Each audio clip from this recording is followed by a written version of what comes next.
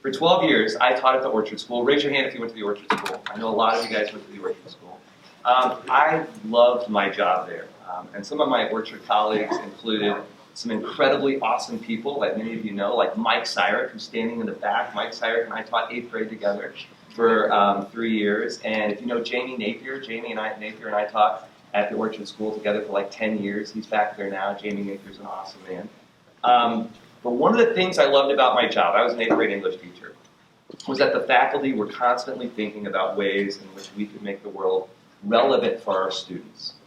And what I mean by that is my 8th grade team met every single day for 15 or 20 minutes. Mike Syrick and 4 other people meet every day.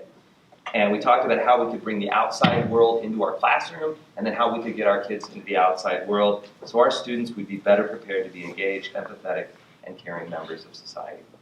So some of the stuff my 8th grade team discussed at those meetings was about academics. We talked about literature, reading, math, and social studies.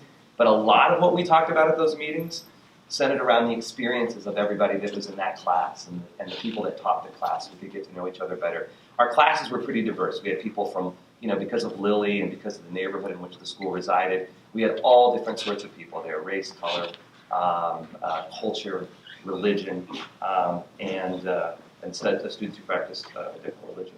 Kind of went off script, I apologize. But I learned so much when I was there, and many of the relationships I made with students and teachers exist to this day. So I don't know if Maddy Mcalister is in here, but Maddy Mcalister, I've known Maddy since she was 7. And my favorite Maddy story is when I saw Maddy for the first time. Her name was Amanda.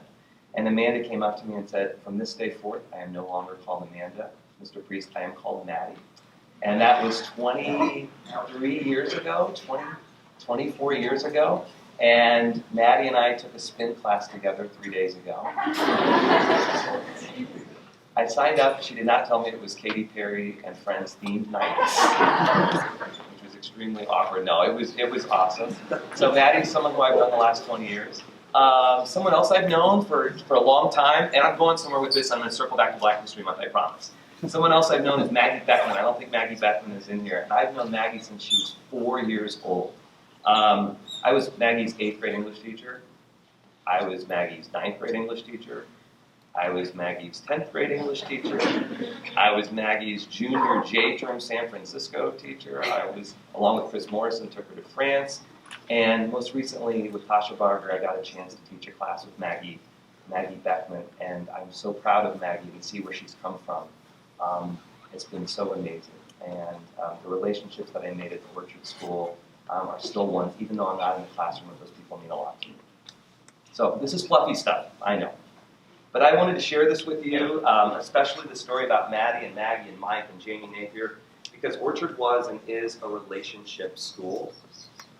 How we talked and listened to each other made a difference in all of our lives, and what has allowed me to stay close to these people. And I wanted you to know that university is that same kind of place for me and for many of you. Because we take the time here to get to know each other, our lives are immeasurably enriched by the experience and stories of our classmates and teachers. When an opportunity presented itself to teach here, maybe to teach at University High School, I was really excited about the possibility. I reached out to Chuck, whose son Colin had played basketball for me on the 5th and 6th grade basketball team, but I was also Mr. Webster and Mrs. Webster's son's 8th grade English teacher. I was his mentor. They call them advisors. And I reached out to Chuck because I thought this school seemed like it would be a perfect fit for me. And so Chuck and I had coffee, and he shared with me the vision of the school. And I remember reading the mission statement, and I loved it. Every word of it. I can't say enough how much the words to expand the hearts and minds of students meant to me. And when I visited University High School and interviewed and saw how the core values played out in the day-to-day lives of students and faculty, I was so excited to get the opportunity to work here. And I knew from day one that it was a school that aspired to pay attention to students in really important and profound ways. And I still feel that way. And one of the 100 reasons Black History Month is important, and what today is talking about is so important, is because we are a school that fundamentally recognizes that our community members have different and disparate experiences. We have people from all over the world at our school. And knowing those people and their experiences and listening to them, whether they're from China or Broderville or Carmel or whether they are Christian or Jewish or atheist or Muslim or conservative or liberal, white or black, knowing them and their experience makes us not only a better community, but it makes each of us a better person. We are really fortunate that we are at a school that constantly aspires to be the best version of itself it can be. I gotta turn the page here. One more page. We're not perfect. We're not. And I think everyone here knows that. We make mistakes, but I like to think that most of those come from a place of trying to do what is right and kind. I know that's where a lot of my mistakes come from.